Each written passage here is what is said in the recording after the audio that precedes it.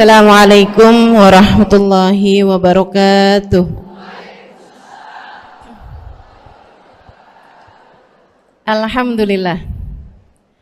Wassalatu wassalamu ala Rasulillah Muhammad ibn Abdillah wa ala alihi wa sahbihi wa man walah. Subhanaka la ilma lana illa ma 'allamtana innaka antal alimul hakim. Rabbi shrah li sadri wa yassir li amri wahlul 'uqdatan min lisani yafqahu qawli. Amma ba'du. Alhamdulillah, ibu-ibu sekalian saya muliakan, hadiah indah di mana Allah mengizinkan kepada kita untuk menghadapnya. Bukan main. Siapa kita ini sampai diizinkan Allah untuk bolak-balik menghadap kepada Allah Subhanahu wa taala dalam salat-salat kita? Saya pernah dengar dari para guru-guru kami, guru-guru saya. Mereka mengatakan di saat orang salat, di saat kamu salat, di saat saya salat, bukan hanya karena saya mau sholat, kamu mau sholat, akan tetapi karena kamu dianggap mulia di mata Allah, sehingga Allah izinkan dirimu untuk menghadap padanya. Ketika saya sholat, bukan hanya karena saya mau sholat, akan tetapi karena saya punya nilai di mata Allah, sehingga Allah izinkan kepada saya untuk menghadap padanya. Sebaliknya, ketika kamu tidak mau sholat, bukan hanya karena kamu tidak mau sholat, akan tetapi karena kamu sudah jatuh dalam pandangan Allah, terhina dalam pandangan Allah, sehingga Allah tidak lagi mengizinkan kepadamu untuk menghadap kepadanya. Ketika seseorang tidak sholat, bukan hanya karena dia tidak mau sholat, akan tetapi karena ia sudah tidak lagi bernilai di mata Allah, sehingga Allah tidak izinkan dia untuk menghadap padanya. Teman-teman, saudariku sekalian yang saya muliakan, kalau bicara tentang sholat nih teman-teman, ada 4 tingkatan, ada 4 kelas. Untuk kamu melihat sholatmu sudah ada di kelas yang mana. Kalau saya boleh bilang kelas teratasnya nih kelas bisnis, oke lah ya. Kelas bawahnya lagi kelas atasnya kelas eksklusif ya, kelas eksekutif. Terus bawahnya lagi kelas bisnis, bawahnya lagi kelas. Tapi ada 4 kelas, bawahnya lagi kelas gerbong. Nggak naik dalam kereta nih ya. Kelas yang paling bawah kita bahas nih, kelas gerbong nih. Kayaknya naik di atasnya nih ya, gerbongnya.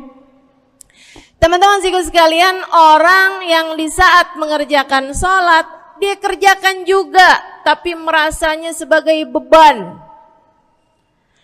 Ya ampun, udah maghrib aja, baru juga asar. Ya ampun, males banget dah. Ini gak ada rusuh nih. Kita kan lagi jalan-jalan nih. Kita kan lagi belanja nih di Tanah Abang. Kita jamaah aja gimana sholatnya. Nah ini orang-orang yang menganggap sholatnya sebagai beban. Malas kalau disuruh sholat, terutamanya subuh.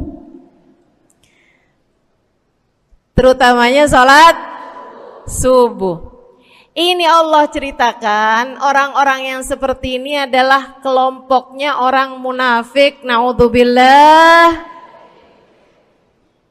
Alladzina idza qamu ila sholati qamu kusala. Orang-orang yang kalau disuruh sholat bangun juga sih, tapi malas banget. Setan nih nemenin dia, kayak naroin batu di atas kepalanya, bikin dia berat mau ngerjain sholat. Kalau lagi tidur, ngipas-ngipasin matanya, bobo aja lagi. 5 menit lagi, 5 menit lagi. Bangun-bangun udah siang. Pernah terjadi padamu?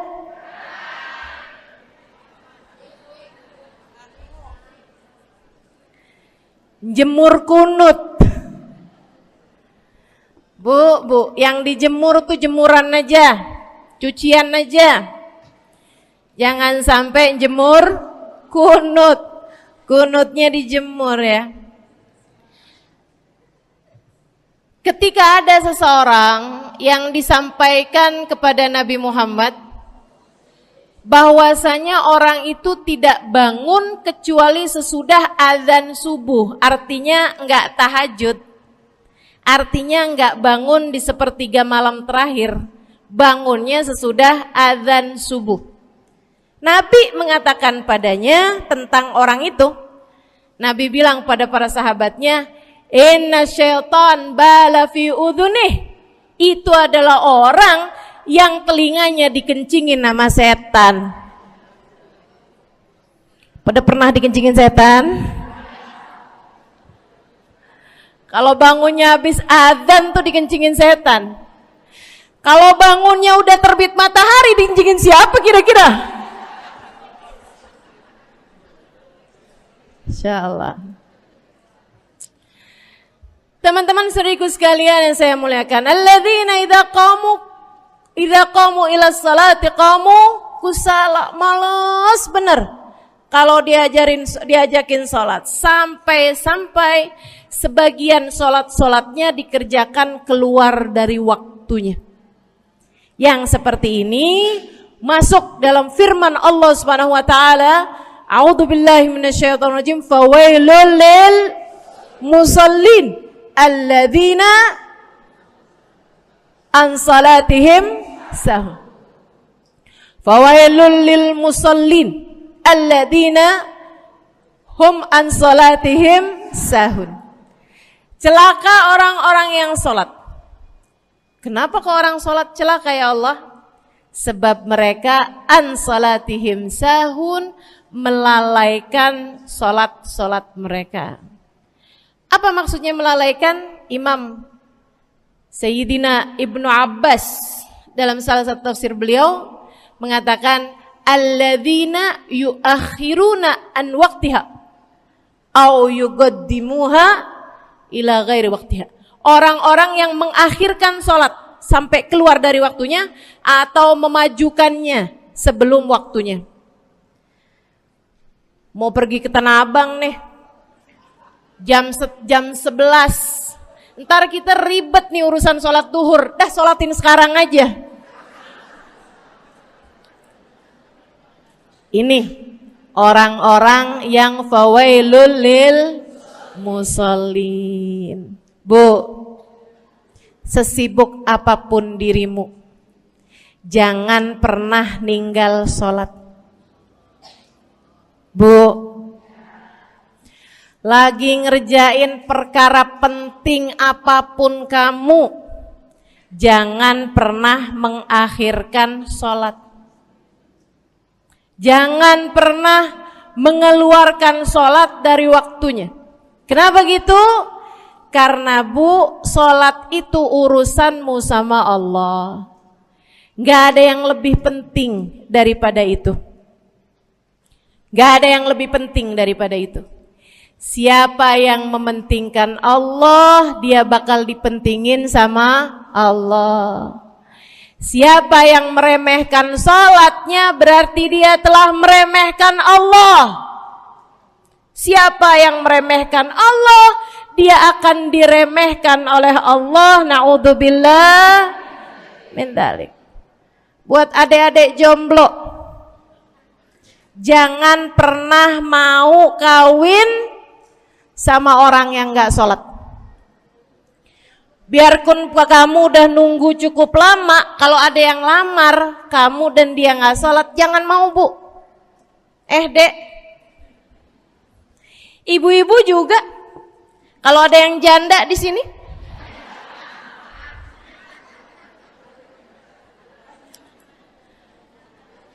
terus ada yang lamar kamu, Walaupun di garasinya ada kijang,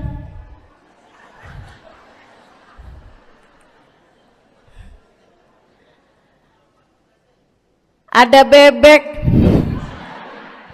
motor maksudnya ya, datang melamar kamu, jangan terima. Orang yang gak sholat, kamu jangan mau jadi istrinya. Kenapa? Saya kasih tahu ya, Allah aja dia tinggalin, apalagi kamu.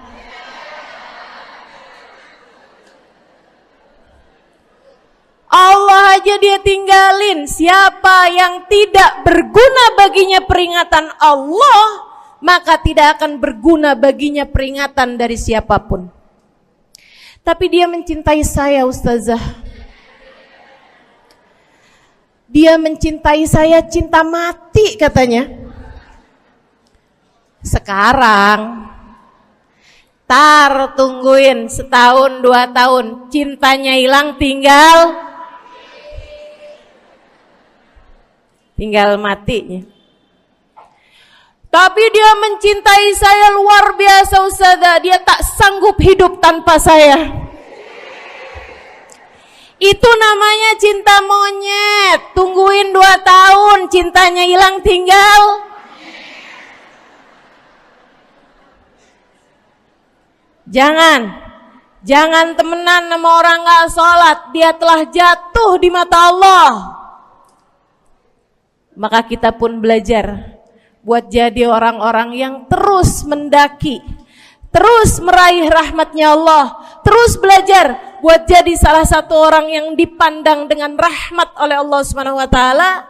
Salah satunya dengan cara kita memuliakan sholat.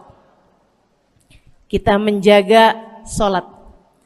Jagain sholatnya.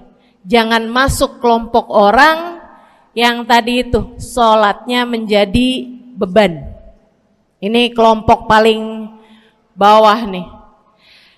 Naik ke kelas ekonomi. Tadi begitu ya? Kelas ekonomi, orang-orang yang sholatnya menjadi sebuah kewajiban. Dia kerjain, dia tahu itu wajib, dia gak akan tinggalin. Tapi sama halnya dengan kewajiban-kewajiban yang lain. Kita nih kalau mikirnya kewajiban, Bu, kalau gak diwajibin lagi seneng. Betul gak? Masih ada kayak beratnya gitu ngerjain sholat. Orang yang sholatnya dianggap sebagai kewajiban. Kayak anak-anak sekolah tuh, wajib pakai seragam, wajib ngerjain PR. Kalau 1 hari, besok enggak wajib pakai seragam. Ada nggak ya pakai seragam? Nggak ada. Nggak ada yang besoknya dipakai seragam. Terus tanyain, kenapa kamu tetap pakai seragam? Abisnya saya suka sama seragamnya. Nggak ada. Karena mereka menganggap pakai seragamnya adalah kewajiban. Sekolahnya sebagai kewajiban. Jadi giliran besok libur anak-anak, hore gitu. Ada orang-orang yang sholatnya dianggap sebagai kewajiban. Nggak ada yang nambah kalau kewajiban tuh. Sholat sunnah boro-boro, sholat wajib aja kalau bisa dibikin sesingkat mungkin akan dilaksanakan dengan cara yang sesingkat-singkatnya.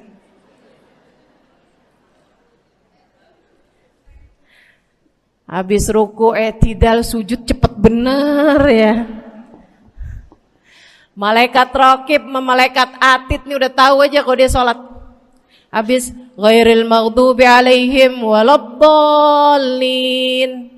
Malaikat atid bilang sama malaikat raqib, kulhu, catat kulhu udah pasti.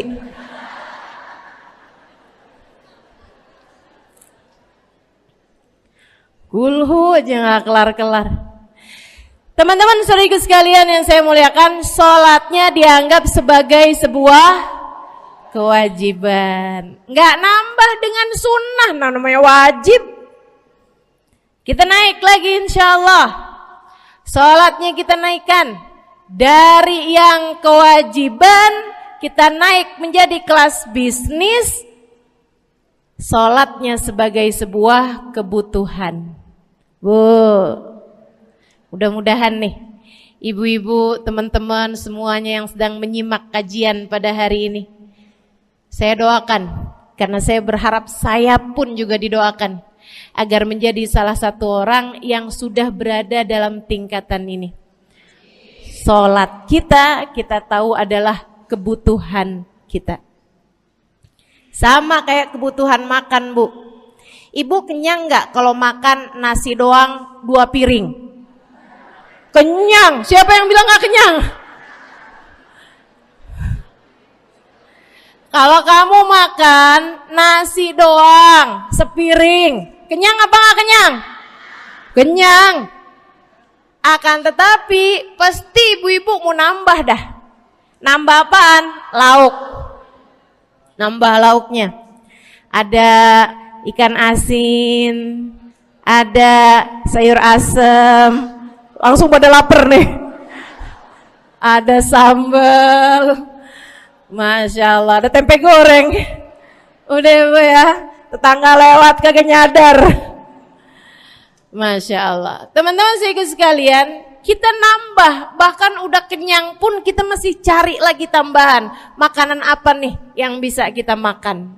Karena kita tahu makan adalah sebuah kebutuhan kita. Kita perlu sama makan.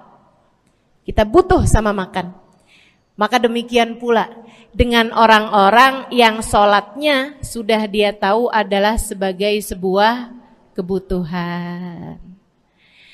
Cukup sih duhur 4 rakaat, dia nambah. Ada qobliyahnya, ada ba'diyahnya. Jam-jam 9 pagi nggak ada sholat wajib sih, tapi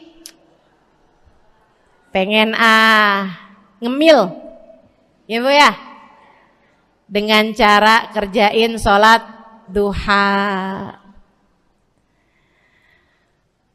Malam-malam abisnya isya, ampun mau tidur, ingat katanya Nabi, pesannya kepada Sayyidina Abu Hurairah, wasani habibi, kata Abu Hurairah, an utir qabla an anam.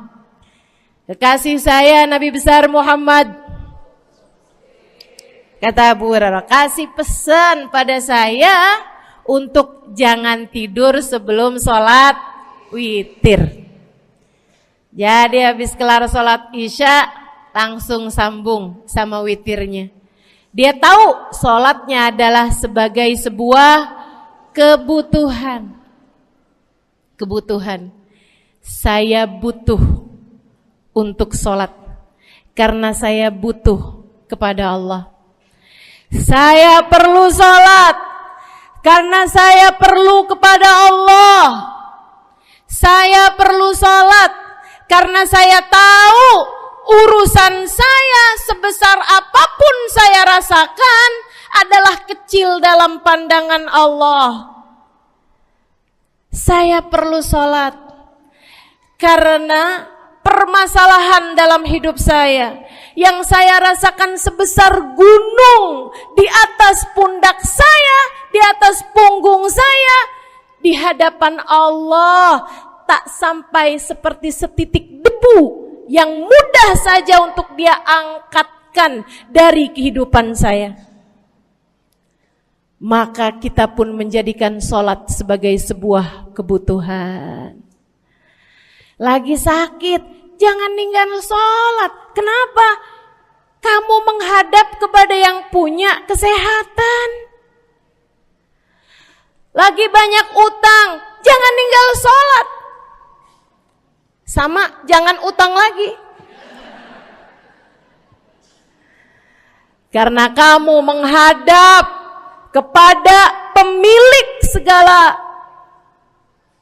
segala kekuasaan, pemilik dunia dan akhirat, pemilik semua uang di atas muka bumi ini adalah Allah. Makanya Habib Ali Habsyi, penulis kitab Maulid Simtud Durar, yang tadi ibu-ibu baca maulidnya, beliau pernah bilang, Ada dalam salah satu diwan beliau. Diwan tuh syair-syair beliau itu ya. Ali idza qad marid syafahu fi'lus shalah la'alla syirru sifa fi wad'i tilkal jibah. Kata beliau, Ali nih kalau lagi sakit, nih Habib Ali ya, beliau tuh padahal punya amal ibadah sangat banyak. Tapi Habib Ali bilang, Ali idza qad marid syafahu fi'lus shalah. Ali nih kalau lagi sakit, sembuhnya sama sholat. Sembuhnya sama sholat. La'alla sirru sifa. Rasa-rasanya memang Allah letakkan rahasia kesembuhan ada pada fi wad'i tilkal jibah, terletakkannya jabhah kita, dahi kita di tempat sujud. Di sana semua permasalahan-permasalahan dalam hidupmu menjadi ringan. Saat kamu meletakkan dahimu di tempat sujud, kamu berbisik lirih kepada Allah, akan tetapi suaramu didengar sama yang punya arsy. Akan tetapi suara bisikanmu didengar segenap malaikat-malaikat yang ada di atas langit. Kemudian mereka mendoakanmu sehingga Allah mengatakan wasjud waqtarib, sujudlah kamu. Posisi sujudmu itu waqtarib akan membuatmu menjadi dekat dengan Allah Subhanahu wa taala. Sujudlah dan mendekatlah kepadaku, kata Allah. Agrab ma yakunul 'abd min rabbih fahuwa sajid, kata Nabi Muhammad. Fa'akthiru fihi du'a faqamin an yustajabulah. Tempat terdekat seorang hamba dengan Tuhannya adalah saat dia sedang sujud. Maka perbanyaklah doa dalam sujudmu, kata Nabi Muhammad. Doamu sangat mungkin diijabah oleh Allah. Apalagi kalau doanya kamu haturkan di sepertiga malam yang terakhir.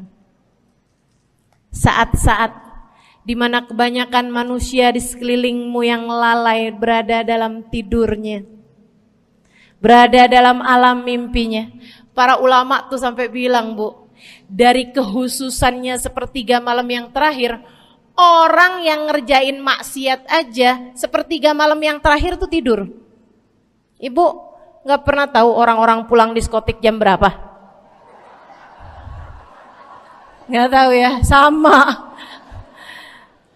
Tapi Bu, yang pasti mereka tuh sepertiga malam yang terakhir malah pada pulang, malah pada tidur gitu. Orang maksiat aja itu sama Allah dibuat tidur tuh di jam-jam yang biasanya turun rahmatnya Allah. Allah mau milih nih mana nih hamba-hambaku, pilihan-pilihanku akan aku bangunkan untuk menghadapku. Kemudian Allah Subhanahu wa taala bertanya, hal min mustaghfirin, hal min taib, hal min talibi hajatin faunilahul matalib. Siapa nih di antara kalian yang lagi mohon doa, minta pertolongan, mohon ampunan, akan aku beri, kata Allah Subhanahu wa taala, sebab kalian meminta pada waktu yang paling aku suka. Kalau punya hajat minta. Kapan mintanya? Dalam sujud. Kapan sujudnya? Dalam sholatmu di sepertiga malam yang terakhir. Bu, ngelihat muka-mukanya pada punya hajat banyak-banyak nih. Gimana tahajudnya? Mudah-mudahan Allah jadikan kita salah satu di antara mereka yang menyibukkan diri di sepertiga malam yang terakhir, insyaallah. Sampai-sampai Bu ya, saya tinggal lama di kota Hadramut dulu. Orang-orang di Hadramut, orang awamnya, itu kalau mereka punya anak kecil umur 1 tahun, 2 tahun, 3 tahun tuh, punya anak bayi, balita gitu. Kalau mereka bangun di sepertiga malam yang terakhir, mereka akan membangunkan anak-anaknya walaupun buat main. Alasannya 2. Yang pertama, agar mereka terbiasa bangun di jam-jam segitu.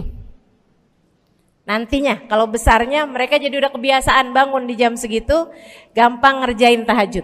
Alasan yang kedua, ibu-ibu sekalian, agar anugerah, karunia, rahmat, pemberian Allah yang Allah turunkan di sepertiga malam yang terakhir, anak-anak mereka pun berhak untuk mendapatkannya karena mereka tidak sedang dalam keadaan tidur dan dalam keadaan berjaga. Kan kebalik sama orang kita.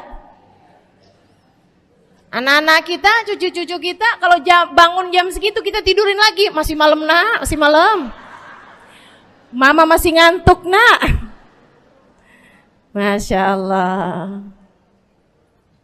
Ibu, saya punya ibunya guru saya. Saya punya guru salah satunya dan yang tercinta di hati saya, Sayyidil Habib Umar bin Hafid. Guru saya. Beliau punya ibu namanya Hubabah Zahra. Almarhumah, baru meninggal masa-masa deket pandemi.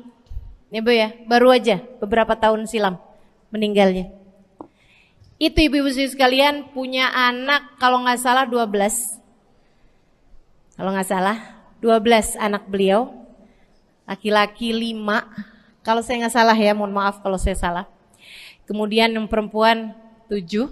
Semuanya soleh-solehah. Semuanya Bu jadi orang-orang yang luar biasa, yang terutamanya anak yang pertama yaitu Habib Ali Masyhur jadi mufti pada zamannya di Kota Tarim. Sampai wafatnya beliau masih sebagai mufti. Mufti itu Bu, permasalahannya umat semuanya ada di meja beliau untuk beliau selesaikan. Anak yang laki-laki yang paling kecil, Al Habib Umar bin Hafid, menjadi kita tahu semuanya ya, orang soleh, ulama, waliullah. Ibu-ibu sekalian, kita mau tahu nih, anak-anak soleh-solehah semacam itu ibunya kayak gimana gitu. Karena Bu, mohon maaf. Walaupun memang Nabi Nuh, nabinya udah soleh, anaknya gak soleh. Kan begitu ya? Ada juga sih, tapi secara mayoritasnya Bu, buah jatuhnya tak jauh dari emaknya begitu, anaknya kurang lebih begitu. Anaknya begitu, emaknya biar kita nggak lihat gitu udah bisa ngebayangin kayak apa orangnya. Ibu-ibu sekalian, nih anak-anaknya Hubabah Zahra, Masya Allah semuanya. Kita mau tahu ibunya kayak gimana. Satu cerita aja tentang Hubabah Zahra. Ibu-ibu sekalian, anaknya cerita, Hubabah Zahra, Umi, anak perempuannya, dia bilang seumur hidupnya nggak pernah ninggal tahajud. Bu, dari awal balik sampai meninggal, tidak pernah meninggalkan tahajud. Jauh banget ya? Sama siapa? Tahajud semalam, seminggu libur. Kelakuan siapa itu? Hubabah Zahra gak pernah ninggal tahajud kecuali satu malam. Satu malam itu beliau tuh lagi ada hajat besar, maksudnya lagi kayak ada acara pernikahan, kemudian beliau juga kelelahan, kecapean, baru tidurnya juga jam-jam 2, jam-jam mau jelang pagi Bu ya. Kelewatan tahajud. Bangun pas azan subuh. Ibu, beliau bangun dengan gemeteran. Beliau bangun dengan menggigil padahal enggak musim dingin. Beliau bangun, azan, innalillahi wa inna ilaihi rajiun. Azan, astagfirullah, ya Allah, astagfirullah, azan, ya Allah, ampuni Zahra ya Allah, ampuni Zahra ya Allah. Anaknya cerita, hari itu aku tidak pernah melihat ibuku berlelehan air mata sepanjang hari lebih daripada hari tersebut. Hari itu kami melihat ada seorang perempuan berlelehan air mata beristighfar memohon ampun kepada Allah karena satu malam dalam hidupnya beliau meninggalkan tahajudnya, teman-teman. Masya Allah, Masya Allah. Tiap kali makan ingat gitu, ya ampun tadi malam gak tahajud, samihni ya Rab, samihni ya Rab, sampai gak enak makan. Insya Allah, Insya Allah. Mudah-mudahan Allah jadikan keagungan sholat ada dalam hati kita. Sholat kita jadi kebutuhan. Insya naik tingkat eksekutif, teman-teman. Tadi saya ulangin lagi dah, karena ibu-ibu kan suka rada lupaan. Kelas yang paling bawah, kelas apa tadi? Gerbong. Menjadikan sholatnya sebagai beban. Kelas berikutnya menjadikan sholat sebagai kewajiban. Naik lagi menjadikan sholat sebagai kebutuhan. Tingkat terakhirnya ada hamba-hamba tercinta di sisi Allah yang menjadikan sholat mereka sebagai sebuah hiburan dalam hidupnya, hobi dalam hidupnya. Diawali, dicontohkan oleh baginda kita Nabi besar Muhammad yang mengatakan dalam hadis sahihnya, wa ju'ilat qurratu aini fis shalah, wa ju'ilat qurratu aini fis shalah. Dijadikan, kata Nabi Muhammad, Allah telah menjadikan, dijadikan li untukku qurrat aini, kesenanganku dalam kehidupan, kebahagiaanku ada pada, hobiku ada pada as-shalah, salat. Nabi itu orang yang kesenangan beliau, hobi beliau adalah salat. Kana idza faza'ahu amrun aladha ila shalah. Kata para sahabat meriwayatkan, Nabi kalau lagi dengar kabar-kabar yang gak enak, segera menuju kepada sholat. Nabi kalau udah ada kabar-kabar Rasul pasukan kita terkalahkan di medan peperangan, Nabi ngelihat Bilal. Kemudian Nabi Muhammad nanya, udah dekat waktu sholat Bilal? Sebentar lagi Rasul, arihni bihaya Bilal, arihni bihaya Bilal. Yuk Bilal, sampaikan diri saya Bilal, tolong hibur diri saya Bilal. Segera azan dan kita akan sholat bersama-sama wahai Bilal. Kesenangan beliau, hobi beliau dalam sholat, dalam hidup adalah sholat. Teman-teman saya sekalian, bukan hanya Nabi Muhammad, tapi para sahabat-sahabat Nabi Muhammad, tapi para tabi'in, para tabi'it tabi'in. Saudaraku sekalian saya muliakan, Sayyidina Umar bin Khattab alaihi ridwanullah, kana idza ja'ahu hal, apabila beliau dalam keadaan hatinya lagi khusyuk, hatinya lagi nyambung banget sama Allah Subhanahu wa taala, kalau mau salat sunnah manggil orang. Beliau salat dalam masjid, ada orang mau salat sunnah, ada orang lagi baca Quran dipanggil sama beliau. Kamu saya bayar ya. Kamu duduk sebelah sini saya nih, baca Qur'annya deketan saya sini, kamu saya bayar. Buat apaan wahai Sayyidina Umar? Buat negur saya, ngingetin saya lagi sholat nih. Oh gak usah dibayar Tuan. Yaudah kalau gitu kamu duduknya sebelah sini ya. Tugas saya apa Tuan? Kalau kamu lihat saya sholat berdirinya kelamaan, ingetin saya buat ruku. Kalau kamu lihat ruku saya kelamaan gak bangun-bangun, ingetin saya buat bangun. Kalau kamu lihat sujud saya kelamaan, ingetin saya buat duduk. Karena saya sekarang ini kalau lagi berdiri baca Al-Quran, lupa buat ruku. Dari nikmatnya bacaan Quran beliau. Baik Tuan. Sholat, baca Fatihah, habis itu baca Quran. Surat Al-Quran, dapat selesai satu, kok masih enak. Baca lagi, masih enak lagi, baca lagi. Yang sebelah beneran nih gak ruku-ruku. Beliau berdiri kemudian bilang, Tuan ruku. Gak kedengeran. Beliau berdiri deketin telinganya, Tuan ruku. Belum kedengeran juga. Ruku. Allahu Akbar. Sayyidina Umar bin Khattab. Tabi'in, Sayyidina Ali Zainal Abidin.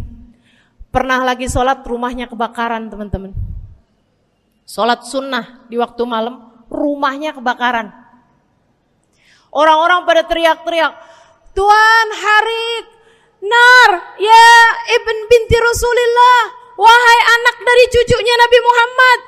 Tuan, ada api di sekitarmu. Tuan, kebakaran. Tuan, kebakaran. Allahu Akbar. Sami Allahu liman hamidah. Enggak lihat apa-apa. Habis selesai sholat baru lihat, kebakaran nih rupanya. Orang-orang pada bilang, kami sudah mengingatkanmu Tuan. Apa jawab beliau? Al-hadni an-narul kubro. Di depan saya ada api yang jauh lebih besar, api neraka. Saya nggak lihat api sekecil ini. Masya Allah. Saudara sekalian yang saya muliakan, para ulama Allah Subhanahu Wa Taala. Terakhir saya mau ceritakan Sayyidil Habib Abu Bakar As-Sakran, penulis Wirid Sakran. Kalau teman-teman pernah tahu, beliau saudara sekalian saya muliakan dapat julukan As-Sakran, orang yang mabuk. Karena mabuk kepada Allah Subhanahu Wa Taala. Beliau pernah satu waktu kena penyakit di punggungnya. Beliau kemudian tanya sama dokter, kata dokter, wah ini nih penyakit mesti diangkat, mesti dioperasi. Ya udahlah, operasiin saya. Disuguhin 1 gelas khamr di waktu yang telah ditetapkan untuk jadi waktu operasi. Apa ini? Khamr, minuman keras. Zaman itu belum ada obat bius. Dia bilang, ini buat apa? Khamr ini Tuan, minuman keras ya, agar engkau enggak sadar. Jadi enak gitu kita ngoperasinya. Dia bilang, saya mau dengan kesehatan saya kepengen ngerjain taat kepada Allah, saya enggak mau. Saya dapetin kesehatan saya dengan cara mengerjakan yang diharamkan Allah, yaitu minuman keras. Saya enggak perlu ini. Waduh, kalau gitu nggak bisa dioperasi Tuan. Kenapa soalnya? Ya nanti kan kesakitan, nanti susah operasinya gitu. Oh gampang. Kalau kalian pengen bikin saya nggak sadar, nggak perlu minuman keras. Terus gimana? Operasikan kalau saya sedang sholat. Maka mulailah, dokter-dokter udah pada siap. Beliau lagi sholat sunnah ya Bu ya. Allahu Akbar gitu. Mulai dokter buka baju belakangnya. Mulai Bu digunting kulitnya, digergaji tulangnya. Beliau Bu mukanya meringis saja enggak. Beliau ruku, dokternya ikutan nungging. Beliau sujud, dokternya ikutan menunduk juga. Beliau sholat nikmat banget. Sampai beliau selesai dari sholat, beliau nanya sama dokter-dokternya, kenapa nggak nurut tadi tuh waktu saya sholat mestinya operasi? Kata dokter, udah selesai Bib dari tadi. Masya Allah. Radiyallahu ta'ala anhum wardahum. Ini bukan kelas-kelas kita, saya cuma ceritain aja sama ibu-ibu. Bukan berarti ibu-ibu nanti pas waktu sakit bilang sama dokter-dokter nggak usah dibius. Beda hati Bu, beda hati. Ya Bu ya, beda iman, beda semuanya kita sama mereka. Yang pasti, makanya saya kan yang ini nggak doa nih. Pas yang kebutuhan tuh baru saya doa. Kenapa? Karena kayaknya tingkatan kita dah Bu ya. Mentok dah, sampai kebutuhan itu dah. Insya Allah, mudah-mudahan Allah jadikan kita orang yang menjaga salat insya Allah. Rabbi jalni muqimas salah wa min dzurriyyati amin. Rabbi jalni muqimas salah wa min dzurriyyati amin. Rabbi jalna muqimis salah wa min dzurriyyatina rabbana wa taqabbal du'a. Ala hadhihi niyyah bikun niyyah salihah ila hadratin nabi al-fatihah. Syaitan rajim. Bismillahirrahmanirrahim. Alhamdulillahirabbil alamin. Ar-Rahmanir-Rahim. Maliki yaumiddin. Iyyaka na'budu wa iyyaka nasta'in. Ihdinas siratal mustaqim, siratal ladzina an'amta 'alaihim, ghairil maghdubi 'alaihim waladdallin. Amin. Taqabbalallahu minna wa minkum, taqabbal ya karim.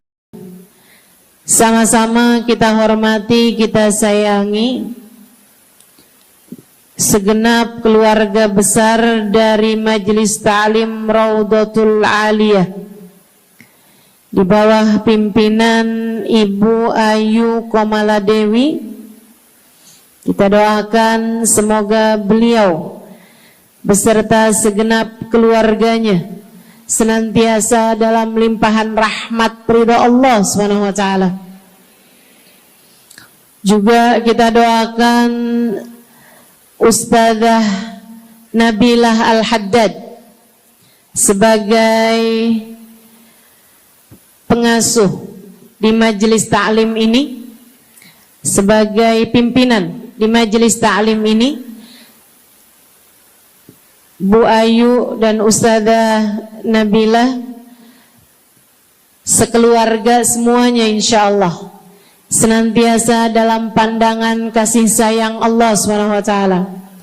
Panjangkan umurnya, disehatkan badannya, dimudahkan urusannya, kabulkan hajatnya, semakin dicinta Allah SWT dan Rasulnya. Para ustadzah, para hubabah, para syarifah, para pimpinan pondok pesantren, para pimpinan majelis ta'lim, yang mudah-mudahan semuanya dalam limpahan rahmat ridha Allah SWT, serta tentu saja semua yang hadir di majelis ini, baik ibu-ibu, kakak-kakak, adik-adik, anak-anak, yang mudah-mudahan semuanya dirahmati Allah, disayang Allah, dibahagiakan Allah, diistiqomahkan jalannya menuju ridha Allah Subhanahu wa taala, insyaallah diistiqomahkan jalannya menuju surga Allah Subhanahu wa taala. Amin ya rabbal alamin. Qul amantu billah thumma istaqim, kata Nabi Muhammad sallallahu alaihi wasallam kepada seorang pemuda yang meminta nasihat, ya Rasulullah ausini, wahai Rasul tolong nasihati aku. Kita kalau ketemu orang mulia jangan minta duit, Bu. Kita kalau datang ketemu sama orang-orang yang kita tahu doanya mustajab, sangat soleh, hidupnya baik, apalagi jika dia adalah kekasih-kekasih Allah Subhanahu wa taala. Kamu kalau berjumpa dengan ulama, jangan minta sesuatu yang duniawi. Tirulah para sahabat ketika berjumpa dengan Nabi Muhammad. Biasanya mereka meminta satu dari dua hal. Yang pertama, mereka minta doa. Ida'ili ya Rasulullah, doakan aku wahai Rasul. Ibu juga gitu. Kalau ketemu sama ulama, ketemu orang soleh, ketemu kiai, ketemu habib yang kita tahu doanya mustajab, bertemu hubabah, mintalah doa. Tapi jangan hanya sekedar urusan doa duniawi, Bu. Doa duniawi itu yang gimana, Ustazah? Doa yang kalau diijabah nggak akan manfaat begitu kamu masuk dalam alam kubur. Itu namanya doa duniawi. Ustazah, doakan saya biar saya cepat kebeli rumah. Bu, kalau mati rumahnya dibawa gak? Ustazah, doakan saya kepengen beli HP baru. Dibawa gak HP-nya? Enggak. Itu namanya doa duniawi. Ustazah, doakan biar suami saya tambah cinta.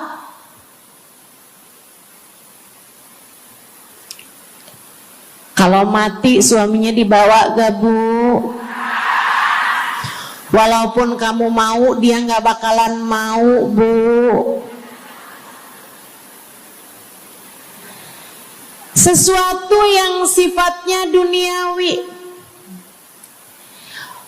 Ustazah, doakan biar anak saya soleh. Duniawi apa bukan? Bukan. Sebab kesolehan anak akan jadi tambahan bekal bagimu ketika kamu masuk dalam alam kubur. Jadi gak boleh nih Ustazah doa urusan duniawi atau minta didoakan urusan-urusan duniawi. Boleh, tapi jangan cuma itu. Nanti takutnya kamu nyesel. Kalau selama di dunia kamu doanya hanya untuk urusan dunia, takutnya begitu masuk dalam kuburan sudah tidak ada lagi doa yang akan Allah ijabah untukmu ketika kamu ada dalam alam kubur nanti. Sayang-sayang. Jadi kalau doa, prioritaskan urusan akhirat. Insya saya berasa banget jadi orang yang sering dimintain doa sekaligus juga sering minta doa. Saya kalau ketemu orang saleh, ketemu habaib, ketemu hubabah, saya akan minta doa, nggak pernah minta duit saya. Ida'ili ya hubabah, ida'ili ya habib. Serius sekalian, sebagai orang yang sering juga dimintain doa, Ustazah doakan saya. Banyak tuh. Saya merasakan perbedaannya saat saya ada di Tarim sama ketika saya sudah pulang dan kembali ke negeri ini. Waktu saya di Tarim, orang kalau minta doa sama saya, usik berdoa, tolong ya doain saya. Saya suka tanya, doa apa? Selalu aja, hampir semuanya mengatakan hal yang sama. Ida'ili bihusnil khatimah. Doakan saya biar husnul khatimah. Begitu nyampe ke Indonesia, kalau ada orang bilang Ustazah doain saya, biasanya lanjut tuh doanya, minta apa langsung dibilang, nggak pakai tanya. Ustazah doain saya biar utang cepat lunas. Ustazah doain saya biar cepat dapat jodoh. Ustazah doain saya biar jadi orang kaya. Ustazah doain saya biar suami nggak mendua. Ya Allah, ternyata kebanyakan orang kita kalau minta doa seringnya urusan duniawi. Bukan berarti nggak boleh, boleh aja sih. Cuman takutnya begitu kamu mati nyesel kalau semua doamu selama ini adalah sesuatu yang tidak ikut kamu bawa ketika kamu mati. Kalau kita lihat para sahabat ketika mereka berjumpa dengan Nabi Muhammad, selalu saja banyak di antara mereka yang minta doa. Nabi pernah tanya, doanya apa? Macem-macem jawaban para sahabat. Ada yang begini, Harithah menjawab, ida'ili an yarzuqani Allah asyhada fi sabilih. Rasul, doakan saya biar saya dikaruniai mati syahid di jalan Allah. Ada lagi yang lain doanya, ya Rasulullah, id'ili an yarzuqani Allah murafaqatan bika ya Rasulullah. Doakan biar saya nanti di masa sesudah kematian saya, di masa akhirat nanti, bisa mendampingimu wahai Rasulullah, bisa berjumpa denganmu wahai Rasul, bisa ada dalam rombonganmu wahai Rasulullah. Doa-doa yang sangat ukhrawi, doa-doa yang sangat akhirat, karena mereka sudah faham tujuan hidup sesungguhnya adalah mencari ridha Allah Subhanahu wa ta'ala. Tujuan hidup sesungguhnya adalah bergerak menuju surga Allah Subhanahu wa ta'ala. Tujuan hidup sesungguhnya adalah berpulang kepada Allah dalam keadaan Allah ridha kepada kita. Sahabat, minta didoakan, ama yang kedua minta nasihat. Kita juga nyontoh, kalau ketemu orang soleh, kalau ketemu ulama, kalau ketemu habaib, ketemu kiai, ketemu bunyai, ketemu hubabah, ketemu ustadzah, ketemu ustad, minta nasihat. Selain daripada minta doa, mintalah nasihat. Hal ini dicontohkan oleh para sahabat kepada Nabi Muhammad. Datang seorang pemuda berjumpa Nabi Muhammad sallallahu alaihi wasallam. Kemudian bertanya, ya Rasulullah, ausini, wahai Rasulullah, berikanlah nasihat kepadaku ini.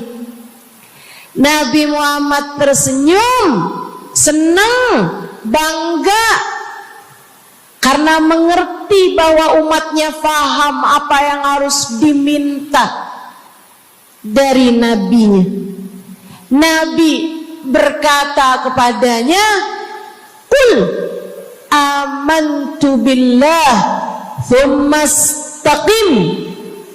Kata Nabi Muhammad, ucapkanlah, aku beriman kepada Allah, kemudian istiqomahlah kamu di jalan Allah.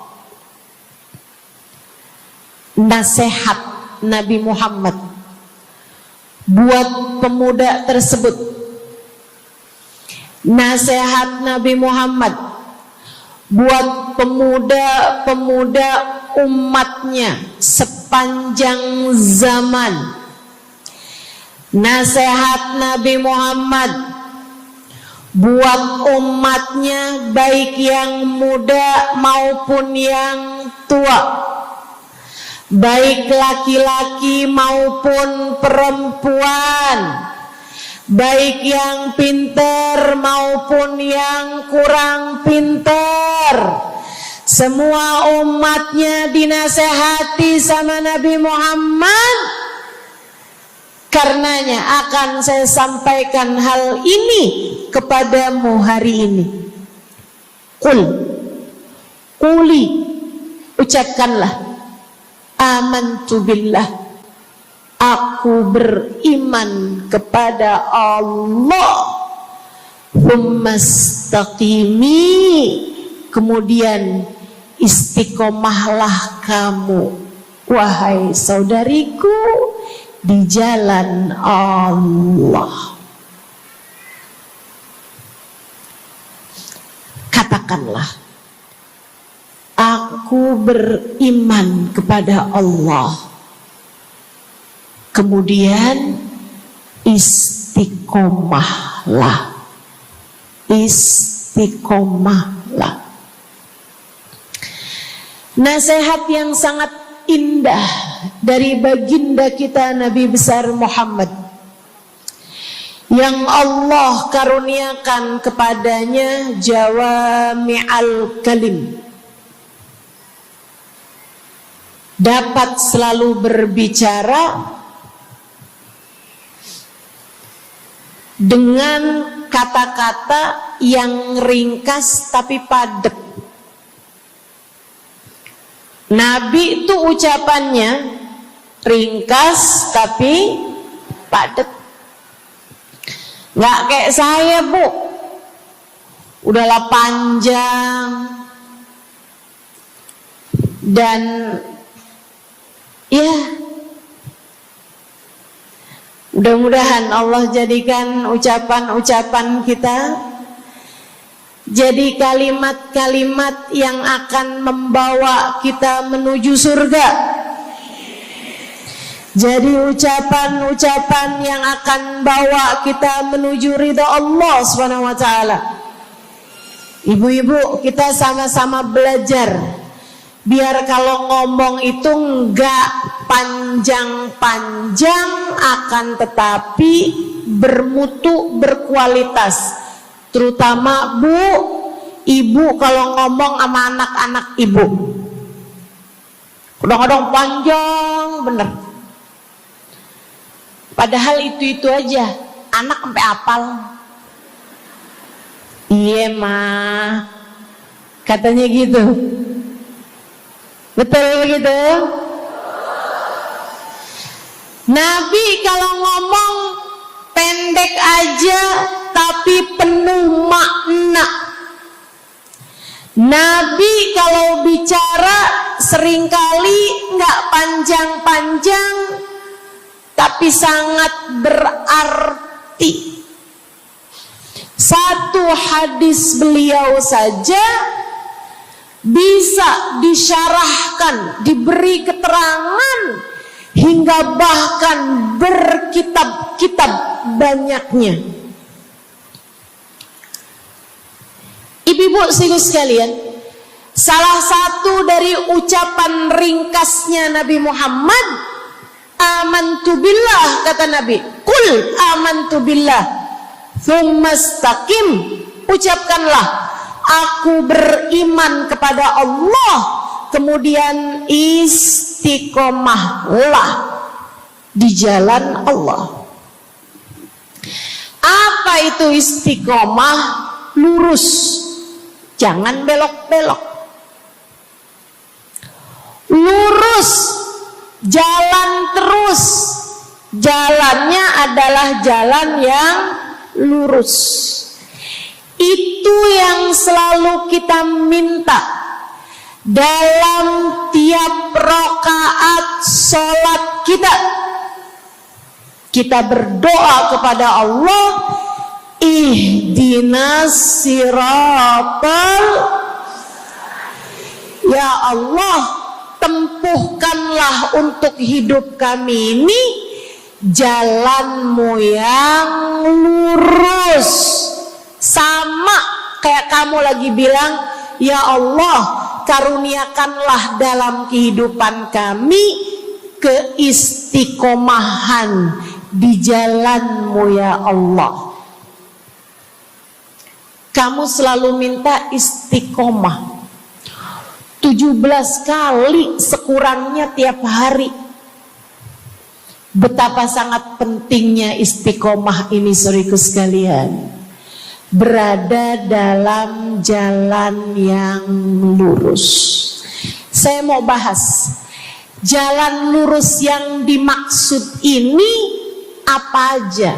1, kamu harus lurus imannya.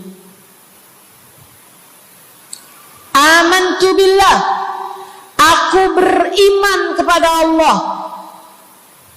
Kata Nabi Muhammad sallallahu alaihi wasallam, "Qul amantu billah," ucapkanlah, aku beriman kepada Allah.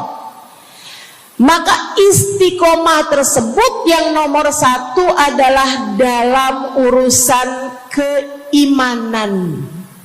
Bu, Kak, Dek, Nak, yang lurus imanmu. Iman yang lurus tuh yang gimana, Ustazah? Iman yang lurus adalah memahami 2 kalimat syahadat yang menjadi pintu gerbang keimananmu. Orang kalau masuk Islam, dia jadi orang yang beriman, dia mengucapkan kalimat syahadat. Apa itu? La ilaha illallah. Yang pertama. Yang kedua, Muhammad Rasulullah. Tidak ada Tuhan selain Allah. Itu harus kamu miliki dalam hatimu secara lurus, istiqomah. Gak ada Tuhan selain Allah. Jangan hari ini Tuhannya Allah, besoknya Tuhannya duit. Apapun aja yang disuruh sama duit, yang ada duitnya, yang haram-haram pun diterjang. Lah kenapa begitu?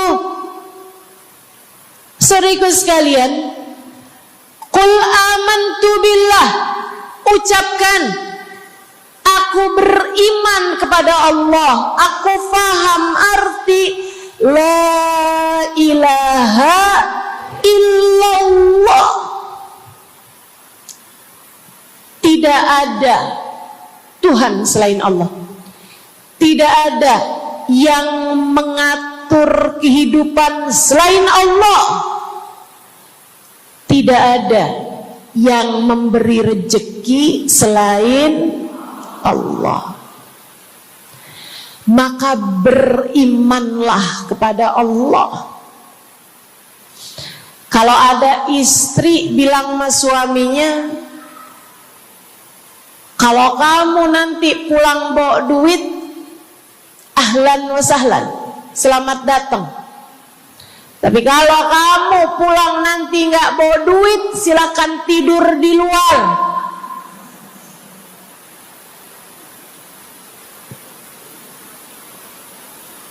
Kamu sepertinya kurang beriman. Kamu lupa bahwa pemberi rezeki bukan suamimu, melainkan yang ngasih rezeki itu cuma 1, Bu. Namanya bukan pekerjaan, bukan atasan, bukan pemerintah. Yang ngasih rezeki cuma Allah Subhanahu wa ta'ala. Maka berimanlah atas hal itu. Jangan nyalahin si ini, nyalahin si itu. Imanmu benerin. Imanmu benerin. Banyak orang saya liatin itu suka pada repot urusan rezeki. Banyak banget. Di dunia ini nih banyak yang suka repot urusan rezeki. ngejar dunia abis-abisan, ngejar duit segala macam cara, sampai omongannya nggak jadi omongan orang beriman. Waktu dibilangin jangan nyari rejeki yang haram, cari rejeki yang halal. Jangan berani ngambil yang bukan hakmu. Dia bilang begini nih, ya ustazah nggak tahu zaman sekarang, jangankan nyari yang halal, nyari yang haram juga susah saja.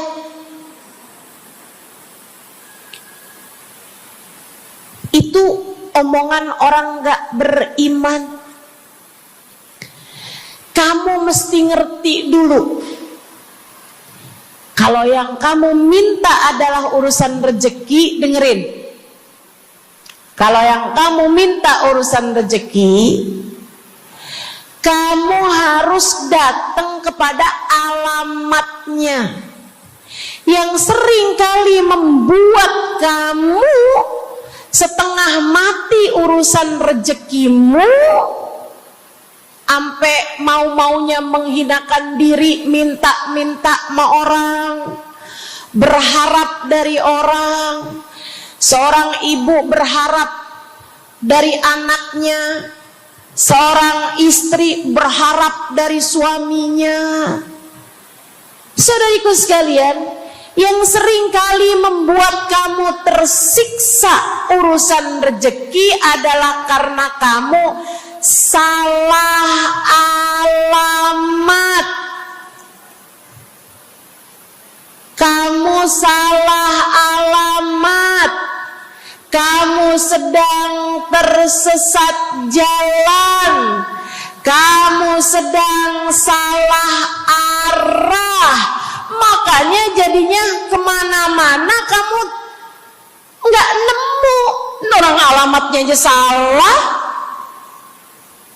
Ini kalau kamu mau ke Kubah Mas, tapi kamu perginya ke Taman Mini, nyampe apa nggak nyampe? Dapat apa enggak majelisnya? Nggak dapat. Kenapa? Salah alamat. Yang dicari Kubah Mas, kamu perginya ke Keong Mas. Nggak nyampe, nggak dapat. Saya kasih tahu padamu, alamat rezekimu ada pada Allah. Alamat rezekimu ada pada Allah. Alamat rezekimu ada pada Allah.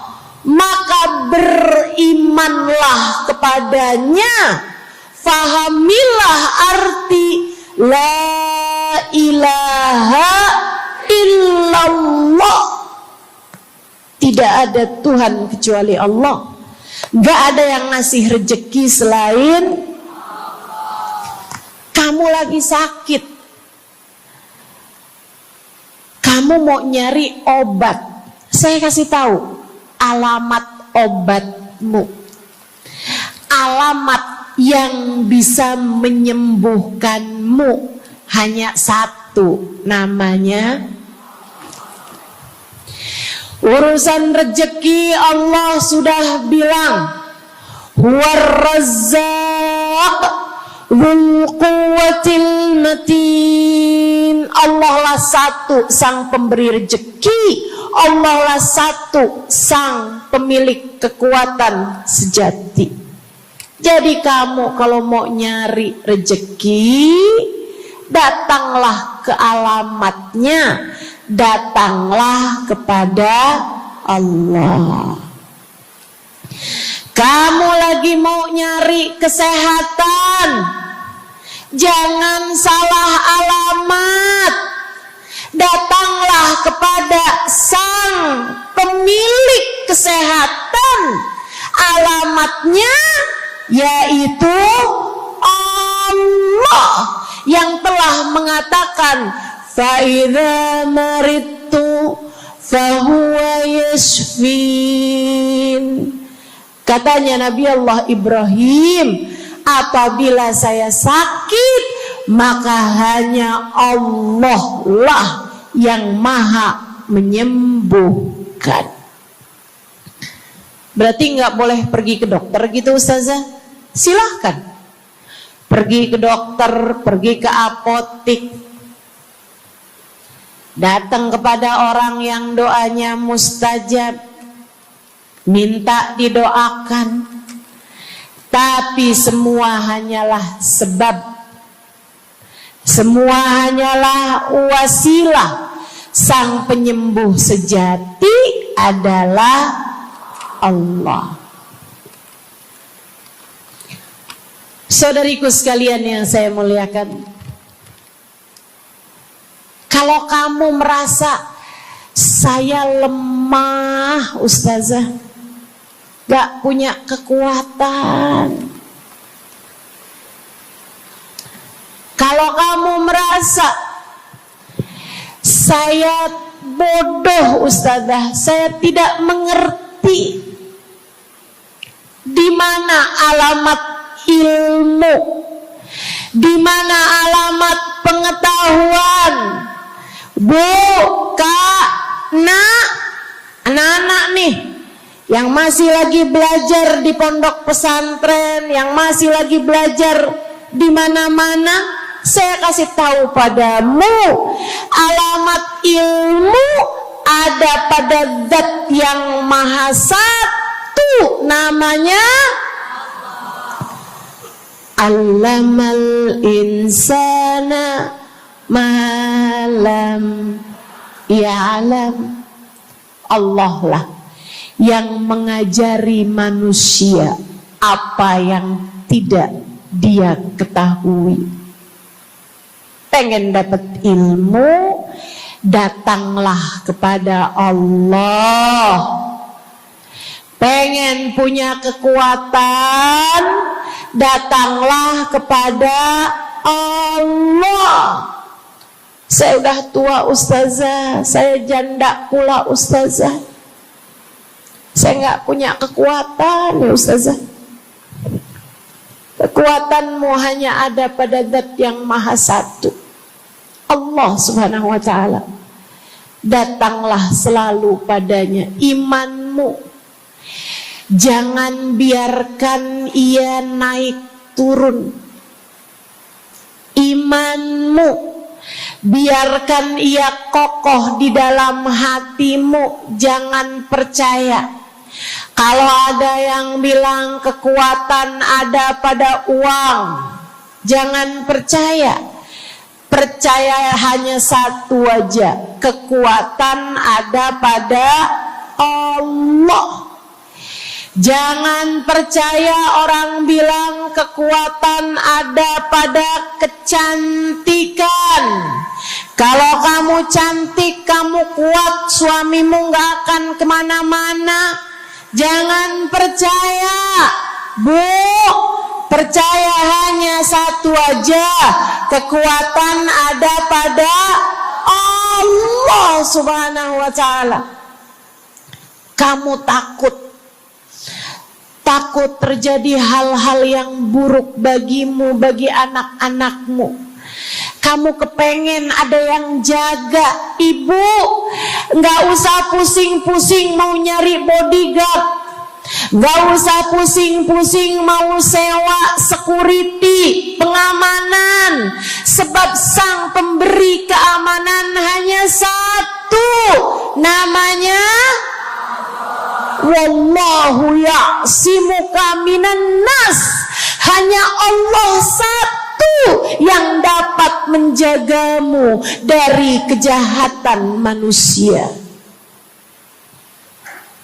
Qul a'udzu birabbin nas.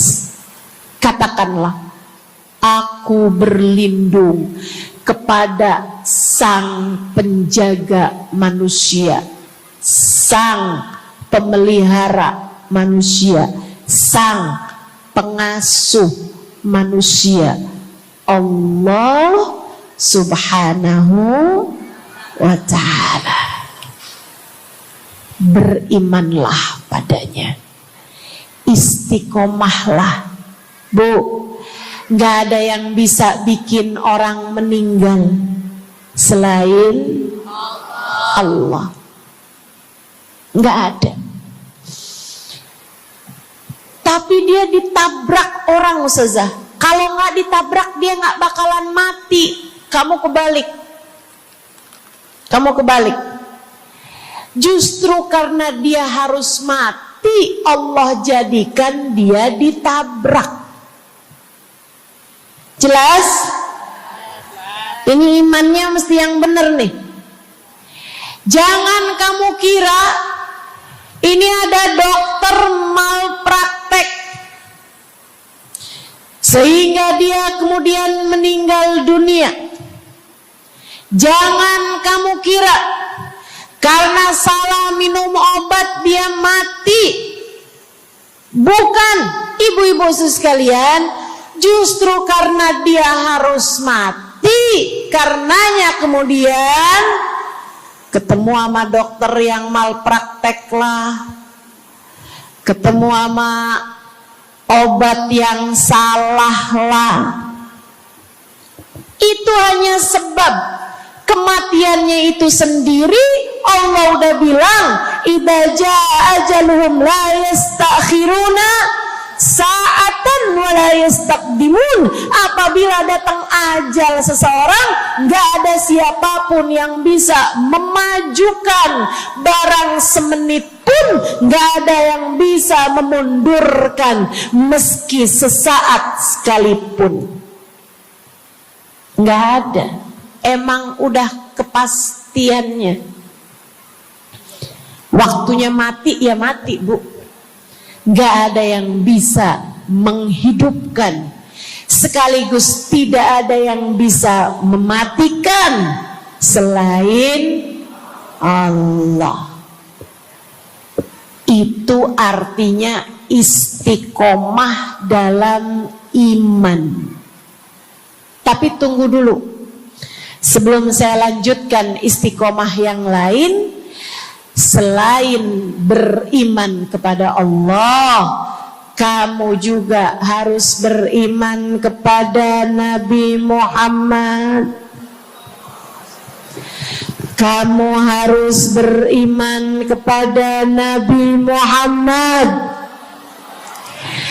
Beriman bahwa beliau adalah, a'udzubillahi minasyaitonirrajim, qul innama ana basyarum mithlukum yuha ilayya. Dua-duanya harus seimbang. Innama ana basyarum mithlukum, tapi juga yuha ilayya. Katakanlah wahai Nabi Muhammad, aku adalah seorang manusia seperti kalian. Saya punya badan, saya punya perasaan. Kalau nggak makan-makan saya lapar. Kalau habis makan nggak minum saya haus. Kalau beberapa hari saya nggak tidur, saya ngantuk. Qul innama ana basyarun. Sampaikan kepada manusia, aku adalah seorang manusia seperti kalian juga. Sama anak cinta, lama nggak ketemu sama istri, kangen. Katakan wahai Nabi Muhammad, ana basyarum mithlukum, saya manusia seperti kalian juga. Kalau ada yang disayang kemudian meninggal, sedih. Karena Nabi adalah seorang manusia. Tapi tunggu dulu, beliau tidak hanya sekedar manusia, Itu adalah satu sisi kehidupan Nabi Muhammad. Jangan lupa, innama ana basyarum mithlukum, tapi yuha ilayya, aku diberi wahyu, aku hamba wahyu, aku berbincang-bincang dengan Allah, kalian tidak. Aku berbicara langsung dengan Allah, kata Nabi Muhammad, kalian tidak. Aku dituruni malaikat Jibril, kalian tidak. Aku diberi wahyu Al-Quran 30 juz, kalian tidak barang seayat pun. Nih, kalau saya perhatikan, imannya umat manusia yang beriman kepada Allah sekalipun menjadi cacat ketika tidak beriman kepada Nabi Muhammad. Lihatin, mohon maaf, orang Yahudi, Bu, beriman kepada Allah. Kamu kalau nanya sama orang Yahudi, Tuhanmu siapa? Allah. Tapi mereka enggak beriman kepada Nabi Muhammad. Apakah mereka disebut orang yang beriman? Tidak. Orang Nasrani, apakah mereka beriman kepada Allah? Iya.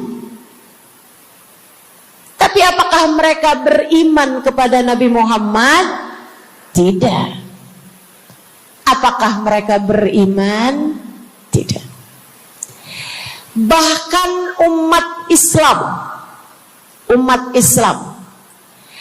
ada yang mempercayai sesudah Nabi Muhammad ada nabi yang lain, namanya Mirza Ghulam Ahmad, sehingga mereka menyebut agama mereka Islam, tapi agama Islamnya pakai ada kelanjutannya, Islam Ahmadiyah. Apakah mereka beriman? Tidak. Sebab syarat iman selain la ilaha illallah juga ada Muhammad Rasulullah. Bahkan, Bu, ada banyak di antara kita orang-orang yang iman kepada Allah luar biasa, tapi kalau urusan kepada Nabi Muhammad, kalau lagi diceritain Isra Mi'raj, dia bilang Nabi Muhammad tuh gak usahlah segitu amat diperayakan Isra Mi'rajnya. Nabi Muhammad tuh Isra Mi'raj cuman sekedar ruhnya aja, badannya nggak pakai Isra Mi'raj.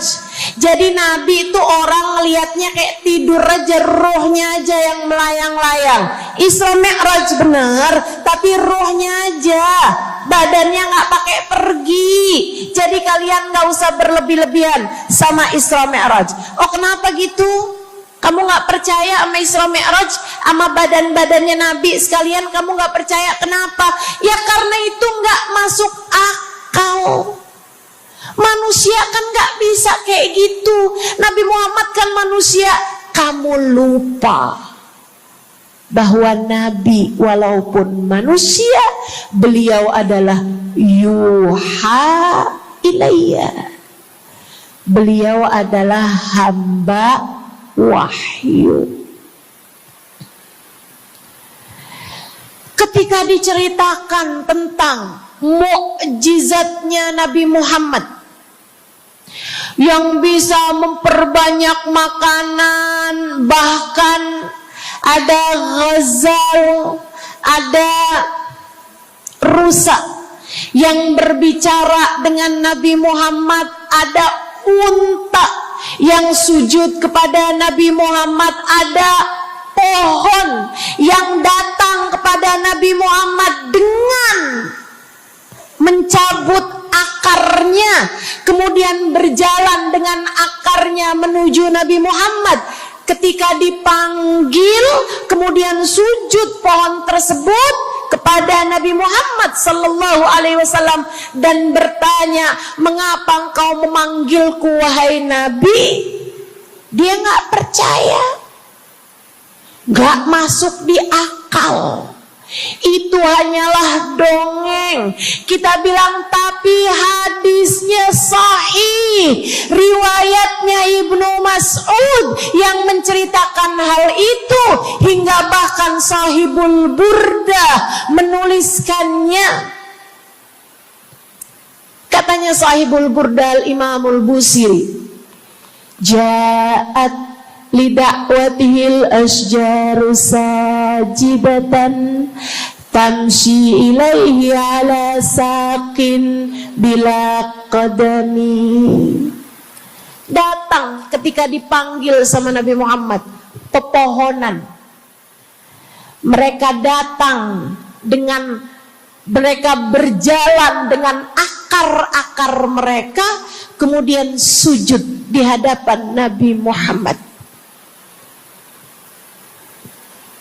Ini tentang iman. Mereka nggak percaya. Mereka ngakunya paling beriman.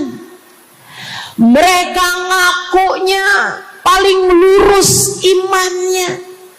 Tapi kenapa kalau mengenai Nabi Muhammad kamu menjadi timpang? Ketika melihat orang ramai-ramai bersolawat kepada Nabi Muhammad, mereka kegerahan. Ketika melihat orang-orang ramai datang ke majelis-majelis maulid, merayakan, bergembira atas lahirnya Nabi Muhammad, mereka kegerahan sampai mereka bikin GAM. Apaan tuh? Gerakan anti maulid. Oh, ada lagi mereka menyebut diri mereka GAS. Apaan tuh? Saya tanya. Gerakan anti solawat lah. Kenapa kamu kegerahan sama Nabi Muhammad? Hah? Kenapa kamu ngerasa kayak takut banget umat begitu cinta sama Nabi Muhammad? Ada apa denganmu? Kamu lupa Nabi Muhammad memang manusia, tapi qul innama ana basyarum mithlukum yuha ilayya. Jangan pernah pisahkan Nabi, meskipun beliau seorang manusia seperti kita, tapi beliau adalah hamba wahyu. Beliau adalah hamba wahyu. Kamu gerah banget orang bersolawat sama Nabi Muhammad. Ada masalah apa sama kamu? Kamu gerah banget orang baca maulid Nabi Muhammad. Bahkan ada orang-orang yang ngaku paling Islam, tapi gerah banget ngelihat orang berziarah ke makam Nabi Muhammad. Ada masalah apa sama kamu?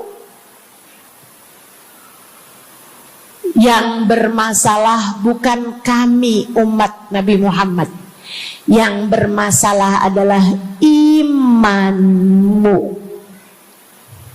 Sebab ketika kita diminta beriman kepada Nabi Muhammad, jangan hanya fokus kepada kemanusiaan Nabi Muhammad, fokuslah pula kepada beliau sebagai hamba wahyu.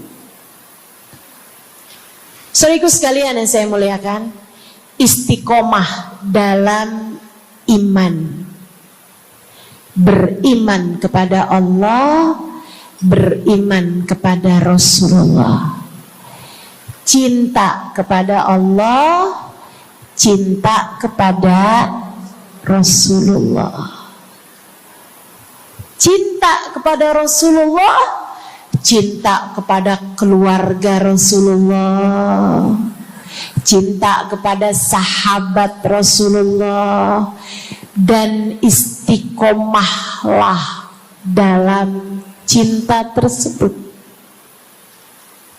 Jadi istiqomah menuju ridha Allah yang pertama adalah istiqomah dalam iman. Yang kedua, istiqomah dalam taat.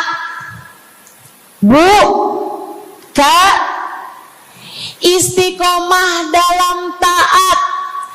Kamu disuruh sholat,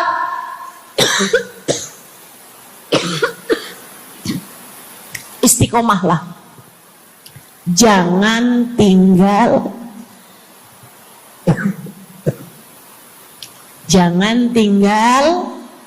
sholat.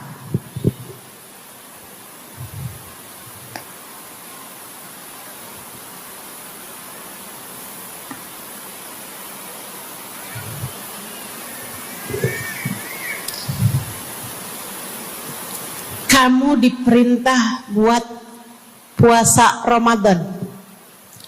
Jangan tinggal puasa. Yang kemarin puasanya bolong karena menstruasi, karena haid, karena nifas misalnya, kamu wajib untuk bayar hutang puasa di hari-hari yang seperti ini. Jangan sampai hutang kamu nggak dibayar. Kadang-kadang sampai Syakban belum lunas juga. Pas ditanya, kamu kok nggak bayar-bayar utangnya tuh? Habisnya nggak ada yang nagih. Kamu minta siapa yang nagih? Israel. Jangan sampai datang malaikat Israel mencabut nyawamu, sementara kamu masih punya hutang puasa yang belum kamu lunasi. Kamu diperintah Allah buat taat. Istiqomahlah dalam jalan taatmu. Jangan tinggal perintah Allah. Dek, kalau kamu dilamar sama laki-laki yang gak sholat, jangan mau. Tapi dia baik, Ustazah. Baik menurut siapa? Dek, orang ninggal sholat artinya dia ninggal Allah. Saya bilangin, kalau Allah aja dia tinggal, apalagi kamu. Dia bilang dia gak bakal ninggalin saya, Ustazah, karena katanya dia gak sanggup hidup tanpa saya. Dek, jangan percaya. Jangan percaya. Allah aja dia tinggalin loh, apalagi kamu. Apalagi kamu. Orang yang, kata para ulama nih Bu, orang yang peringatan Allah tidak bermanfaat padanya, dia tidak akan bermanfaat dengan peringatan siapapun. Kalau lagi cinta sih dia bisa ngomong apa aja. Tapi percayalah, yang bisa ninggal Allah, dia bisa ninggal siapapun. Istiqomahlah di jalan Allah. Istiqomah di jalan Allah. Jangan berani ninggal Allah. Jangan berani ninggal salat. Jangan berani ninggal ibadah. Kenapa gitu Ustazah? Karena yang pegang nasib kamu Allah. Ini nasihat abah saya yang akan saya pegang sampai kapanpun. Abah saya pernah pulang-pulang dari kerjanya, dia cerita, abah tadi ketemu sama orang yang dulu abah pengen jadi kayak dia. Dia itu dulu waktu zaman abah muda, abah kepengen kayak dia, ganteng, kaya, sehat, orang tuanya kaya, dia bisa sekolah. Abah kepengen sekolah, gak ada biayanya. Abah harus bantu orang tua buat nyari nafkah, sehingga akhirnya putus sekolah. SD aja gak tamat, kata abah saya. Serius kalian? Kata abah kepengen banget jadi kayak dia itu waktu zaman abah muda. Tadi abah ketemu sama dia di trotoar. Abah kaget ngelihat dia. Kenapa, Bah? Dia sekarang gila.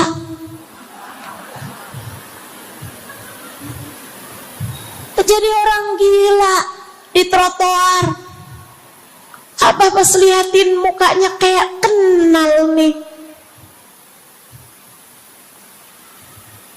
Abah saya bilang subhanallah. Nak, abah kasih nasihat sama saya, Bu. Zaman saya SD, biar gini-gini saya pernah SD loh, Bu. Abah saya bilang, nak, ternyata hidup yang paling penting nasib. Dan ingat nak, nasib adanya di tangan Allah. Maka kalau kamu kepengen nasib kamu bagus, jangan pernah tinggal Allah. Itu nasihat abah saya pegang terus sampai dengan sekarang. Kamu dalam hidup yang penting nasib. Yang paling penting buat anak-anak kamu dalam hidup mereka adalah nasib. Ibu, nasib. Bukan ilmu, bukan harta, bukan sehat, bukan. Yang paling penting dalam hidup anakmu adalah nasib. Bukan cakep. Kamu nak dalam hidup harus cakep nak. Nanti nak, kalau zaman-zaman akhir nanti ada cara buat mempercantik diri. Pakai nak operasi plastik, ayo nak. Filler lah, tarik benang lah, semua kerjain nak. Yang penting dalam hidup cantik. Kamu jangan sampai kayak mamah kamu ini nak. Bapak kamu buka cabang di mana-mana. Bukan. Yang paling penting bagi anakmu di hidup mereka di dunia sebelum kelak di akhirat nanti adalah nasib. Saya kasih tahu, yang paling penting adalah nasib. Dan nasib itu adanya dalam genggaman. Maka kalau kamu kepengen nasibmu bagus, kalau kamu kepengen nasib anakmu bagus, jangan tinggal Allah. Urusanmu dengan Allah yang bagus. Perintah-perintah Allah jangan ditinggal. Larangan-larangan Allah jangan diterjang. Jelas? Yang di belakang jelas? Saya ingat Bu, saya punya guru namanya Hubabah Bahiyah. Saya kalau jumpa sama beliau, saya selalu minta doa. Saya ceritakan tuh di buku Bidadari Bumi yang pertama. Beliau sangat enggan mendoakan orang lain. Kalau dimintain buat doa tuh beliau jarang-jarang mau doain. Beliau selalu bilang, doa aja sendiri, kata beliau begitu. Bukan karena beliau pelit, doa yang gratis pun gak mau gitu, bukan. Melainkan karena beliau sangat tawadhu, merasa bahwa doamu